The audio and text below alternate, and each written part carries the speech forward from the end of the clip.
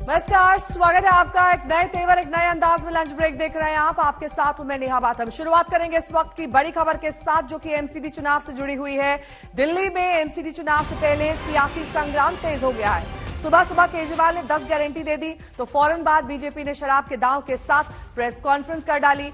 संबित पात्रा ने सीधे मनीष सिसोदिया पर आरोप जड़ा कि सबूत नष्ट करने के लिए 140 फोन बदल डाले हैं। 100 करोड़ का खेल हुआ है और सीधे कारोबारियों को फायदा पहुंचाया गया है। तो एक्साइज पॉलिसी की कॉपी लीक की गई, ये बीजेपी का आरोप है। उन्होंने कहा है कि जो कानून के वारंट के फेर में फंसे हो वो गारंटी क्या देंगे। जिस पार्टी ने जब दिल्ली के कमान को संभाला था और कहा था कि हम भ्रष्टाचार के खिलाफ लड़ेंगे, आज अगर पूरे भारतवर्ष में देखा जाए तो वही पार्टी कट्टर भ्रष्ट पार्टी के नाम से और सर्वाधिक भ्रष्टाचार करने वाली पार्टी के नाम से आगे आई है और वह अरविंद केजरीवाल जी की आम आदमी पार्टी है। आज सुबह से हमने अखबार में देखा है कि एक महत्वपूर्ण विषय दिल्ली एक्साइज पॉलिसी को लेकर कई खुलासे जो हैं वो खुलासे आज अखबार के माध्यम से हुआ है। आज अखबारों से मालूम पड़ा है कि 2 लोगों को रिमांड पे कल लिया गया है। ये बड़े बिजनेसमैन हैं, ये अरविंद केजरीवाल जी के दोस्त माने जाते हैं, मनीष सिसोदिया जी के खास हैं। हैदराबाद से इन बिजनेसमैन को गिरफ्तार किया गया है और इनके गिरफ्तारी के पीछे का मुख्य उद्देश्य है कि जो दिल्ली की आबकारी नीति थी, जो दिल्ली की एक्साइज पॉलिसी थी और ये जो शराब घोटाला मनीष सिसोदिया जी ने किया है, किस प्रकार से परत दर परत ये परतें खुल रही हैं और ये 2 बिजनेसमैन के रिमांड लेटर को जनता के समक्ष पब्लिक डोमेन में मीडिया ने रखा है। आश्चर्य का विषय है। और प्रधानमंत्री नरेंद्र मोदी इस वक्त रैली को संबोधित करें, सीधे आपको वहीं लिए चलेंगे। ये मेरा सौभाग्य है कि आज मुझे बेंगलुरु में एक बहुत विशेष दिन पर आने का अवसर मिला है। आज कर्नाटका की, देश की 2 महान संतानों की जन्म जयंती है। संत कनकदास जी ने हमारे समाज को मार्गदर्शन दिया तो उनके ओवावाज ने हमारे गौरव, हमारी संस्कृति की सुरक्षा के लिए योगदान किया। मैं इन दोनों विभूतियों को पुनः एक बार नमन करता हूं। साथियों, आज इन महान विभूतियों को सम्मान देते हुए हम बेंगलुरु के कर्नाटका के विकास और विरासत दोनों को सशक्त कर रहे हैं। आज कर्नाटका को पहली made in India Vande Bharat train मिली। ये ट्रेन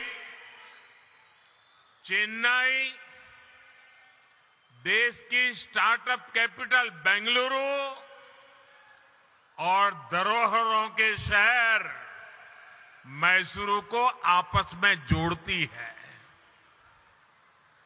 कर्नाटका के लोगों को अयोध्या, प्रयागराज और काशी के दर्शन कराने वाली भारत गौरव काशी दर्शन ट्रेन, इसकी भी आज शुरुआत हुई है। आज केम्पेगौड़ा इंटरनेशनल एयरपोर्ट के दूसरे टर्मिनल का भी उद्घाटन हुआ है। मैंने सोशल मीडिया पर एयरपोर्ट के नए टर्मिनल की कुछ तस्वीरें पोस्ट की थी। और आज वहां जाकर लगा कि नया टर्मिनल तस्वीरों में जितना सुंदर दिख रहा है उससे भी ज्यादा भव्य है, आधुनिक है। ये बेंगलुरु के लोगों की बहुत पुरानी मांग थी, जो अब हमारी सरकार पूरा कर रही है। साथियों, मुझे नाड़ प्रभु केम्पे गौड़ा जी की 108 फीट की प्रतिमा के अनावरण और उनके जलाभिषेक का भी अवसर मिला। नाड़ प्रभु केम्पे गौड़ा की ये विशाल प्रतिमा हमें भविष्य के बेंगलुरु, भविष्य के भारत के लिए निरंतर समर्पित भाव से मेहनत करने की प्रेरणा देगी। भाइयों और बहनों, ये मेरा सौभाग्य है कि आज पूज्य स्वामी जी ने जिस प्रकार से आशीर्वाद दिए, जिस प्रकार से भावना प्रकट की, मैं हृदय से उनका आभार व्यक्त करता हूं। साथियों, आज पूरी दुनिया में भारत की पहचान स्टार्टअप के लिए है और भारत की इस पहचान को सशक्त करने में बहुत बड़ी भूमिका हमारे बेंगलुरु की है। स्टार्टअप सिर्फ एक कंपनी भर नहीं होता, स्टार्टअप एक जज्बा होता है, कुछ नया करने का जज्बा, कुछ हटकर के सोचने का जज्बा। स्टार्टअप एक विश्वास होता है हर उस चुनौती के समाधान का जो देश के सामने है। इसलिए बेंगलुरु एक स्टार्टअप स्पिरिट का प्रतिनिधित्व करता है। यही स्टार्टअप स्पिरिट आज दुनिया में भारत को एक अलग लीग में खड़ा करती है। भाइयों और बहनों, आज यहां जो कार्यक्रम हो रहा है, ये भी बेंगलुरु की इसी युवा स्पिरिट का प्रतिबिंब है। आज शुरू हुई वंदे भारत एक्सप्रेस भी सिर्फ एक नई ट्रेन नहीं है, बल्कि ये नए भारत की नई पहचान है। 21वीं सदी में भारत की रेलवे कैसी होगी, ये उसकी झलक है। वंदे भारत एक्सप्रेस इस बात का प्रतीक है कि भारत अब रुक रुक चलने वाले दिनों को पीछे छोड़ चुका है। भारत अब तेज दौड़ना चाहता है और इसके लिए हर संभव प्रयास कर रहा है। साथियों, आने वाले 8-10 सालों में हम भारतीय रेल के कायाकल्प का लक्ष्य लेकर चल रहे हैं। 400 से ज्यादा नई वंदे भारत ट्रेनें, विस्टाडोम कोचेस भारतीय रेल की नई पहचान बनने वाले हैं। मालगाड़ियों के लिए डेडिकेटेड फ्रेट कॉरिडोर, ट्रांसपोर्टेशन की गति बढ़ाएंगे और समय भी बचाएंगे। तेजी से हो रहा ब्रॉडगेज परिवर्तन का काम नए नए क्षेत्रों को रेलवे के मैप पर लेकर आ रहा है और इन सब के बीच आज देश अपने रेलवे स्टेशनों को भी आधुनिक बना रहा है। आज आप बेंगलुरु के सर एम विश्वेश्वरैया जी के रेलवे स्टेशन जाते हैं तो एक अलग ही दुनिया का अनुभव होता है। हमारा लक्ष्य देश के बड़े रेलवे स्टेशनों को इस प्रकार आधुनिक बनाने का है। इसी सोच के साथ यहां कर्नाटका में भी बेंगलुरु कैंटोनमेंट यशवंतपुर रेलवे स्टेशनों का भी कायाकल्प किया जा रहा है। साथियों, विकसित भारत के निर्माण में हमारे शहरों के बीच कनेक्टिविटी की भी बड़ी भूमिका होगी। देश में एयर कनेक्टिविटी का ज्यादा से ज्यादा विस्तार हो,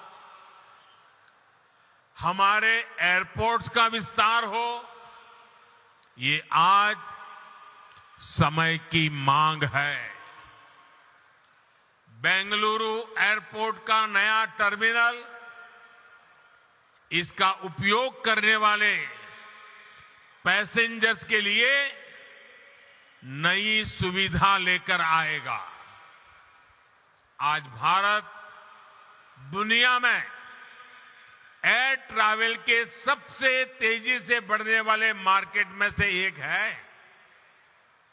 जिस तरह देश आगे बढ़ रहा है, उसी तरह एयरपोर्ट्स पर पैसेंजर्स की संख्या भी बढ़ रही है। इसलिए हमारी सरकार देश में नए एयरपोर्ट्स का भी निर्माण करा रही है। 2014 से पहले देश में 70 के आसपास एयरपोर्ट थे, 70।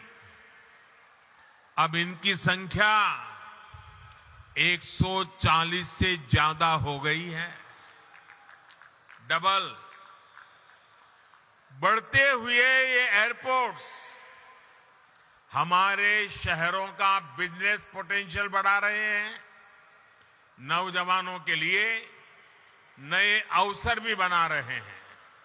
साथियों, आज पूरी दुनिया में भारत में निवेश के लिए जो अभूतपूर्व विश्वास बना है, उसका बहुत बड़ा लाभ कर्नाटका को भी मिल रहा है। आप कल्पना कीजिए, बीते 3 वर्ष जब पूरी दुनिया कोविड से प्रभावित रही, तब कर्नाटका में लगभग 4 लाख करोड़ रुपए का निवेश हुआ। पिछले वर्ष एफडीआई को आकर्षित करने में कर्नाटका देश में अग्रणी रहा है। और ये जो निवेश हो रहा है, ये सिर्फ आईटी सेक्टर तक सीमित नहीं है, बल्कि बायोटेक्नोलॉजी से लेकर डिफेंस मैन्युफैक्चरिंग तक हर सेक्टर का यहां विस्तार हो रहा है। देश में एयरक्राफ्ट और स्पेसक्राफ्ट इंडस्ट्री में 25% हिस्सेदारी ये हमारे कर्नाटका की है। देश की सेना के लिए जो एयरक्राफ्ट और हेलीकॉप्टर हम बना रहे हैं, उसमें से लगभग 70% यही बनते हैं। देश में इलेक्ट्रिक व्हीकल मैन्युफैक्चरिंग में भी कर्नाटका बहुत आगे है। आज फॉर्च्यून 500 कंपनियों में से 400 से अधिक कंपनियां कर्नाटका में काम कर रही है और ये लिस्ट लगातार बढ़ रही है। ये सब कुछ इसलिए हो रहा है क्योंकि आज कर्नाटका डबल इंजन की ताकत से चल रहा है। भाइयों और बहनों, आज बात चाहे गवर्नेंस की हो या फिर फिजिकल और डिजिटल इंफ्रास्ट्रक्चर के निर्माण की, भारत एक अलग ही लेवल पर काम कर रहा है। आज पूरी दुनिया हैरान होती है जब भारत के डिजिटल पेमेंट भीम यूपीआई के बारे में सुनती है। क्या 8 वर्ष पहले ये कल्पना करना भी संभव था? Made in India, 5G technology, क्या ये सोचा भी जा सकता था? इन सब में बेंगलुरु के युवाओं की, यहां के प्रोफेशनल्स की बहुत बड़ी भूमिका है। 2014 से पहले के भारत में ये चीजें कल्पना से परे थी। इसका कारण ये है कि तब जो सरकारें थी उनकी सोच ही पुरानी थी। पहले की सरकारें स्पीड को लग्जरी तो स्केल को रिस्क मानती थी। हमने ये धारणा बदल दी है। हम स्पीड को भारत की आकांक्षा मानते हैं और स्केल को भारत की ताकत मानते हैं। इसलिए आज भारत पीएम गति शक्ति नेशनल मास्टर प्लान के तहत देश में इंफ्रास्ट्रक्चर का विकास कर रहा है। हम सभी साक्षी हैं कि कैसे अतीत में इंफ्रास्ट्रक्चर के निर्माण में सबसे बड़ी समस्या तालमेल की रहती थी। जितने ज्यादा विभाग, जितनी ज्यादा एजेंसियां, उतनी ही देरी निर्माण में होती थी। इसलिए हमने तय किया कि सबको एक प्लेटफॉर्म पर लाया जाए। आज पीएम गति शक्ति नेशनल मास्टर प्लान के तहत 1500 से ज्यादा लेयर्स भी हैं। डेटा विभिन्न एजेंसियों को सीधे उपलब्ध हो रहा है। आज केंद्र और राज्य सरकारों के दर्जनों मंत्रालय, दर्जनों विभाग इस प्लेटफॉर्म से जुड़ चुके हैं। आज देश नेशनल इंफ्रास्ट्रक्चर पाइपलाइन के तहत इंफ्रा पर लगभग 110 लाख करोड़ रुपए के निवेश का लक्ष्य लेकर चल रहा है। देश में ट्रांसपोर्ट के हर माध्यम एक दूसरे से जुड़े, एक दूसरे को सपोर्ट करें। इसके लिए देश का बल, पूरी ताकत मल्टी मॉडल इंफ्रास्ट्रक्चर पर है। कुछ समय पहले ही देश ने नेशनल लॉजिस्टिक पॉलिसी भी लॉन्च की है। ये पॉलिसी देश में ट्रांसपोर्टेशन का खर्च कम करने, ट्रांसपोर्टेशन को इनोवेटिव बनाने में मदद करेगी। साथियों, भारत को विकसित बनाने के लिए फिजिकल इंफ्रास्ट्रक्चर के साथ ही देश के सोशल इंफ्रास्ट्रक्चर का भी मजबूत होना उतना ही आवश्यक है। मुझे खुशी है कि कर्नाटका की डबल इंजन सरकार सोशल इंफ्रा पर भी उतना ही ध्यान दे रही है। बीते 8 वर्षों में देश में गरीबों के लिए 3.5 करोड़ घर बनाए गए हैं। यहां कर्नाटका में भी गरीबों के लिए 8 लाख से ज्यादा पक्के घरों को स्वीकृति दी गई है।